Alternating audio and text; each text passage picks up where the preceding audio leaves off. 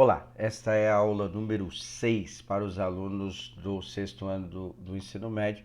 Será a última aula do bimestre, do terceiro bimestre. Vai ser uma aula um pouquinho longa, porque ficou muitas atividades acumuladas, e aí vocês terão um tempinho aí para poder realizar todas as atividades. Então vamos lá. Atividade 9. Afinal de contas, quanto mede a quadra? Veja a seguir o registro de 3 duplas de estudantes. Eles se referem à medida da quadra de vôlei de quadra, que possui a forma de um retângulo. O primeiro sistema de medida, João e Pedro usou lado maior mede 5, lado menor mede 7 e um pedaço. Bom, provavelmente eles usaram um sistema meio rudimentar, sei lá, um pedaço de pau, uma vassoura, alguma coisa assim, e aí chegou nessas medidas que não diz o que é que eles usaram, tá? André e Carlos mediram, né, a mesma quadra e chegaram com 36 passos do lado maior e 20 passos do lado menor. E Bia e Gabi mediram a mesma quadra e chegaram a 18 metros de um lado, 9 metros do outro, que é a medida padrão da quadra de vôlei, certo? Então essas são as 3 duplas. Aí o que nós vamos ter que responder? Por que as duplas apresentaram resultados diferentes? A professora Estela, sabendo que foram medidas as dimensões da mesma quadra. Então, assim, a gente percebe que cada um usou um sistema de medida diferente, tá? Então, coloquei uma resposta padrão aqui, ó. Por que não utilizaram a mesma unidade de comprimento? Então, um usou um sistema que a gente não sabe o que é, sei lá, um cabo de vassoura, alguma coisa assim. O segundo sistema é passos. Os passos, dependendo da altura da pessoa, do tamanho e tal, como faz, vai dar diferença, né? E o último é um sistema um pouco mais padrão, vamos dizer assim, porque todo mundo conhece. 1 metro aqui no Brasil, na China, né, na Colômbia, qualquer lugar nos Estados Unidos, é um sistema de unidade internacional. Todo mundo sabe que é 1 metro no mundo inteiro. Então é uma medida padronizada, tá? 2. Entre os 3 registros apresentados à professora Estela, qual pode determiná-la, qual pode ajudá-la a determinar quanto cada estudante vai percorrer ao dar 10 voltas em torno da quadra? Por quê? Bom, aqui a resposta, o sistema que é o mais utilizado é o que a Bia e a Gabi utilizou, porque eles utilizaram a medida de padrão de unidade de comprimento, no caso usou o metro, tá? Que é o mais comum. A gente poderia usar quilômetros, poderia usar outros sistemas, que aí ficaria mais fácil de calcular quanto os estudantes iam percorrer, no caso em metros, dando voltas nessa quadra, tá? E o B, os demais registros, por que não ajudaram? Não ajudaram porque não tem um sistema de unidade padrão, né, padronizada, que é um sistema comum. Por exemplo, 1 metro em qualquer lugar do mundo, como eu falei no começo, a gente sabe o que é, certo? Bom, continuando, atividade 10, informações em tabelas. Então tem uma tabela abaixo, sem título, tá? Tem país, ouro, prata e bronze e o total. Isso aí a gente sabe que é uma competição entre países, não é? Nesta primeira tabela a gente tem Estados Unidos, Grã-Bretanha, China, Rússia e Alemanha. Tá? Esses países são de continentes diferentes. Os Estados Unidos é no americano, Grã-Bretanha, Rússia e Alemanha na Europa e China na Ásia, certo? E a segunda tabela, mais ou menos o mesmo sistema, só que os países são dentro do mesmo continente. Estados Unidos, Brasil, México, Canadá e Cuba, todos eles fazem parte do continente americano, que é onde nós estamos. Mais precisamente, nós estamos na parte da América do Sul. Então, escreva acima de cada tabela o título correspondente. Então tá lá o quadro de medalhas do Jogo Pan-Americano e os Jogos Olímpicos. Eu coloquei aqui, né, porque o pessoal não lembrava a diferença dos dois. Os Jogos Pan-Americano a gente tem só dentro do continente. Só os países que estão dentro do continente americano disputam. E os Jogos Olímpicos entram todos os continentes. Então, eu coloquei americano, europeu, asiático, africano e Oceania. No caso da bandeira, né, da bandeira dos Jogos Olímpicos, a gente percebe que tem 5 anéis, não é? Isso é a representação de cada um desses continentes: o americano, o europeu, o asiático, o africano e a Oceania. A Oceania não é muito conhecida assim da gente, né? A gente fica meio perdido onde é e tal, né? O principal país que tem lá é a Austrália, né? Que faz parte da Oceania lá, tá?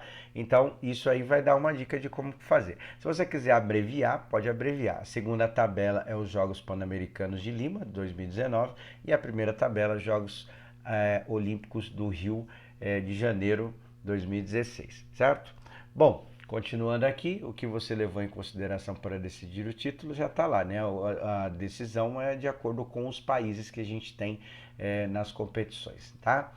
Porque a primeira tabela, a Grã-Bretanha, a primeira tabela que é dos Jogos Olímpicos, ganhou 67 medalhas e ficou em segundo lugar, e a China ganhou 70 medalhas e ficou em terceiro lugar. O critério das Olimpíadas é o número de medalhas de ouro. Quem conseguir mais medalhas de ouro, porque ouro tem mais importância do que prata e do que bronze, então ele tem uma classificação um pouco melhor, né? Então por isso que a Grã-Bretanha está na frente da China, que possui uma medalha de ouro a mais. 4. O que representa cada número na tabela? O número 70 e o número 152. Você vai vir aqui, vai olhar na tabela e ver em cada uma delas, tem que analisar as duas e procurar o número 70 e 52 e ver o que ele representa. É o total de medalhas, e aí você tem que ver qual país que aí vai treinar a parte de leituras de tabela, tá?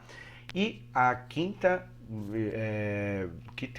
item desse exercício é o que você pode imaginar sobre o desempenho do Brasil e dos Estados Unidos na próxima Olimpíada e nos Jogos Pan-Americanos. Tomando como base essas duas tabelas, a gente percebe que os Estados Unidos está na frente, em primeiro lugar, tanto na Olimpíada quanto nos Jogos Pan-Americanos. Então a gente pode falar que os Estados Unidos, eu abreviei aí, né? Estados Unidos da América, UEA, ele pode ter um bom desempenho nos Jogos Pan-Americanos e nas Olimpíadas. Já o Brasil, ele só está em segundo lugar na segunda tabela, que é a tabela referente aos Jogos Pan-Americanos, que é só dentro do nosso continente, tá? Então eu coloquei aí mais ou menos uma resposta padrão para vocês poderem analisar esta tabela, beleza? Bom, próxima, atividade 11, adicionando números com muitos 9. Dona Larissa estava controlando os gastos da casa quando Aline, sua filha e estudante do sexto ano, a viu realizando a adição 425 mais 199. Já fizemos 1 trilhão de vezes, né? Faz 6 anos que vocês estudam isso em matemática. Tá lá a soma subindo as unidades, o método tradicional, o algoritmo da adição. Bom, Aline esperou sua mãe terminar a adição e lhe disse: Mãe, para tudo, por que tanto trabalho para fazer uma adição se tem uma maneira mais fácil e rápida? Tem um jeito muito mais fácil de encontrar a soma, nas quais uma das parcelas é 9, 199, 299, 399, ou seja, números que terminam com 9 aí, né? Ou tem muitos 9. A senhora faz assim, mãe. Tira uma unidade do número 425 e adiciona uma unidade ao número 199. Por quê? Nós vamos tirar uma, passar para outra. O 199, somando 1 vai dar 200, fica um número redondo. E é muito mais fácil de fazer a soma, né? Aí você encontra a soma fazendo a conta de cabeça. Veja, 424 mais 200 vai dar 624, que é o mesmo número que deu lá na soma, certo? Então isso é um método, né, uma estratégia de cálculo para fazer o cálculo mais rápido, e a sugestão é que faça mentalmente. Se você não conseguir fazer mentalmente, você pode fazer as continhas aí no cantinho e colocar as respostas. Então aqui está uma série de exercícios, 8 exercícios para vocês fazerem. Eu já deixei aqui indicado com os valores aplicando aquela estratégia de cálculo, que é, olha lá, 19 eu coloquei 20, mais 33 coloquei 32. Então passei a unidade que estava sobrando em um para o outro para que o número fique redondo, vamos dizer assim, tá? Aí você pode fazer mentalmente ou você pode montar a continha do lado e fazer do jeito que você preferir. Aí depois posta para a gente conferir os resultados, tá bom? Já deixei todos aí já indicados. Bom, Próximo, a atividade 12, seguindo as pistas. Então, esse exercício aqui é um exercício de lógica. Provavelmente você vai ter que ler e reler algumas vezes e provavelmente ainda ficou com um pouco de dúvida, mas a ideia é que a gente treine esse raciocínio lógico só interpretando o texto no português, tá? Então, vamos ver aí. Fernanda, Gabriela, João, Selma e Luiz sentam-se em uma mesma fila na sala de aula. Descubra a ordem no qual se senta cada colega, sabendo que Selma senta antes de Luiz e de Fernanda, João senta depois de Fernanda, mas não é o último da fila, nenhum deles senta antes de Gabriela. Bom, eu aconselho colocar primeiro, segundo, terceiro, quarto e quinto, porque são 5 pessoas, e a gente vai adicionando nomes para as posições para a gente poder tentar colocar qual é a fila que tem aí, colocando primeiro, segundo, terceiro, quarto e quinto desta fila, tá? Bom, aqui nós vamos fazer a interpretação das pistas, tá? Que conclusão você tira de cada pista fornecida no texto do problema?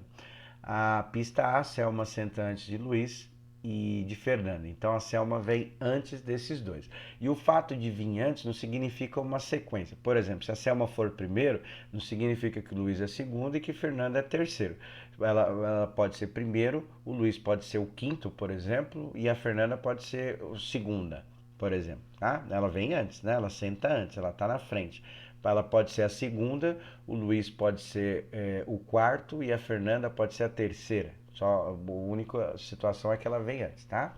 João senta depois de Fernanda, mas não é o último. Então o João senta depois, então Fernanda vem primeiro, depois o João.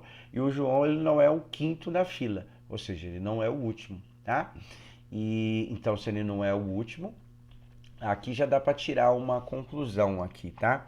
Porque olha só, se Selma vem antes de Luiz e antes de Fernanda, e a Fernanda vem antes do João, significa que a Selma também vem antes do João, né? Então a Selma vem antes do Luiz, da Fernanda e do João, porque se a Fernanda tá ali na sequência e o João vem antes, depois, perdão, então significa que tem uma sequência ali de informações. E a C, nenhum deles senta antes da Gabriela. Se ninguém senta antes dela, ela é a primeira. Então eu aconselho colocar a primeira, né, a Gabriela. Depois já vem com a posição da Selma. A Selma é antes de todo mundo, só que não da Gabriela. E o João, ele não pode entrar em quinto lugar. Se ele não pode entrar em quinto lugar, qual posição que sobra para ele, sendo que ele é o último desse pessoal aí que vem, menos do quinto colocado, não é? Se ele é o último e não é o quinto colocado, que posição que sobra para ele lá? Então vai colocando nos lugares os nomes e vai eliminando, fazendo por eliminação, talvez fique mais fácil aí. Mas não é um problema muito, muito fácil não, inclusive para os alunos do sexto ano, tá? Bom, continuando, você vai fazer a classificação e vai ter que apontar erros nessas soluções. Eu aconselho apontar um erro só. Essas são respostas que não são as corretas, tá? Então você vai colocar, por exemplo, a Selma não é a primeira, a Selma na 2, por exemplo, o João não é o último, alguma coisa assim. Só um erro só tá bom, né? Ele colocou para apontar mais erros, tá? Mas só um erro só está bom. Aí você escreve embaixo A e coloca o erro e B também coloca o erro. Obviamente essas daí não são, não são, melhor dizendo, no plural, não são as soluções corretas para o problema que está em cima, tá?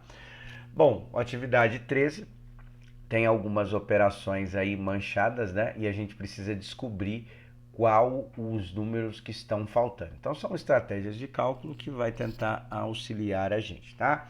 Eu já coloquei aqui na parte 2 todos os números para a gente preencher os espaços. Então tem o 3 e embaixo está faltando o número e aí é 1, né? O que significa isso? A soma de um número mais o outro vai dar um número que termina com 1, ou seja, aí é 11, não é?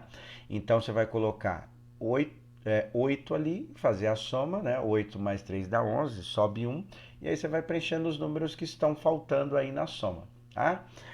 Nesse caso, nesse e nesse daqui, só vai ter uma combinação possível para os resultados. Nos outros pode ser que tenha mais, tá? Então, olha lá, 5 mais quanto que dá o 12? Só pode ser o 7, né? Então você acrescenta o 7, faz a soma, sobe 1 e vai acrescentando números aí para preencher os espaços que estão faltando, tá? Nesse caso aqui, o último caso da soma, não tem uma combinação só possível, tem várias combinações.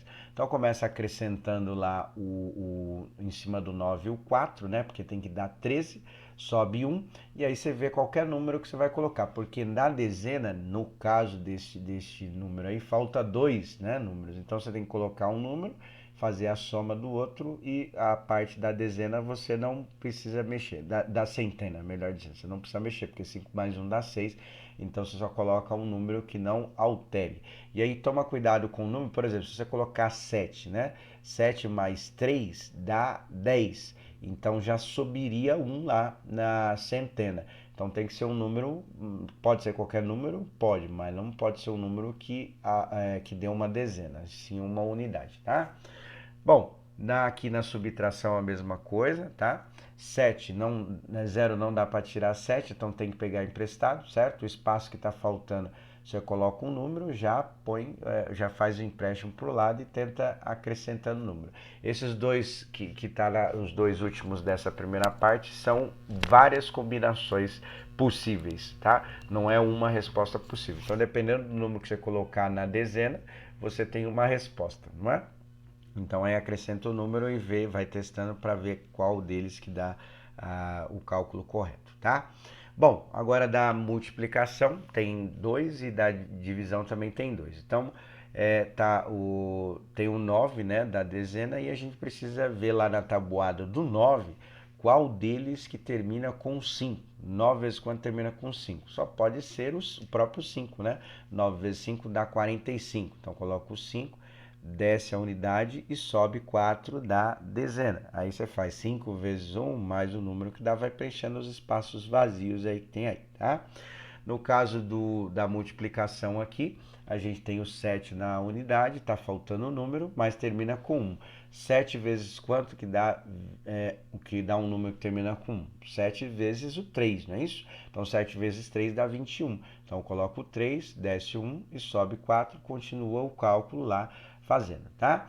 Como achou o número 3 ali, e na unidade está dando 6, 3 vezes quanto que dá 6? Só pode ser o 2, não é isso? Então você acrescenta o 2 do lado do 7, fica o número 27, e a parte de cima 43, não é? Bom, da divisão eu achei um pouquinho difícil de fazer, eu acho que eu vou até voltar aqui, ó, para vocês poderem ver. Repara lá na divisão, tem o número que a gente desce, que é o último número ali da unidade, não é? Então vai ficar 618, porque o 8 está bem no número que está apagado lá, né? Então só pode ser o 618, porque lembrando, no algoritmo de chave da divisão, a gente sempre vai descendo os números, então ali a gente percebe que está no 8. E o último número do lado que está faltando é o 3, tá vendo? Que a gente desce o 3 para poder fazer, tá? Então eu deixei indicado aqui os números, aí você tenta fazer a divisão, é bom que dá uma recordada de como fazer a divisão, principalmente no penúltimo, toma cuidado para não cair na pegadinha aí, na hora que você for descer o 1, né? E aí vê lá direitinho, posta para a gente poder dar uma corrigida no resultado, tá? O último exercício, atividade 14, é um exercício sobre identificar sólidos geométricos em obras, né? Obras de arte aí. E aí eu vou colocar os nomes, aí vocês só vão anotando, fazendo as referências aí, tá? Então, olha lá, sólidos geométricos estão presentes em muitas manifestações artísticas. A. Identifique quais sólidos geométricos aparecem nessas obras e registre os nomes delas abaixo das imagens correspondentes. Então, a primeira imagem tem várias o que ali, né? O pessoal falou muito triângulo, mas um triângulo é uma forma plana, né? Aí a gente consegue ver que não é um triângulo, e sim uma pirâmide, que é chamada esse sólido geométrico, tá? A pirâmide é composta por triângulo, mas ela não é um triângulo. Do lado, né, nós temos o que é chamado de esfera, tá? É uma bola, né? Vamos dizer assim. É uma esfera aí que a gente tem. Nas duas imagens nós temos a cabeça ali eu não sei se é feito de concreto, alguma coisa assim, né? É um cubo, tá? Na parte de cima. E na última imagem tem pirâmides e prismas, tá? As pirâmides a gente já viu, e aquela forma que tá ali no meio só tem tem duas na verdade. Tem uma lá atrás da corrente, tem uma antes chamada de prisma, que é a parte lateral, são compostas por retângulos, e a parte superior e inferior da base são compostas pelo mesmo polígono, tá? E aí, a última atividade de hoje, né, foi um pouquinho mais longa a aula, mas é de encerramento do bimestre, e a B. Compare o cubo com a pirâmide de base quadrada e complete o quadro. Bom, o cubo está bem certinho assim, mas a pirâmide parece que não é um retângulo na parte de é um retângulo e não um quadrado, né? Mas vamos considerar que é um quadrado, e aí o que a gente vai ter que colocar? O que são parecidas e o que são diferentes. São parecidas por quê? Porque a parte de baixo, né, a base, ela possui a mesma forma geométrica, né? Então as bases do cubo e das pirâmides são quadradas, tá? E o porquê são diferentes. As faces laterais do cubo são quadradas, ou seja, todos os lados são quadrados, e da pirâmide, né, que é uma característica da pirâmide, ela tem todas as faces triangulares, né? Então, independente da pirâmide, a parte lateral da pirâmide é um triângulo, tá? São formadas por triângulos, certo? Bom, faça as atividades, posta lá os exercícios, coloque em dia todas as atividades, porque essa é a última atividade do bimestre, né, do terceiro bimestre, e a gente vai fechar as notas, e aí no mês que vem nós começamos o quarto bimestre. Um abraço a todos, até!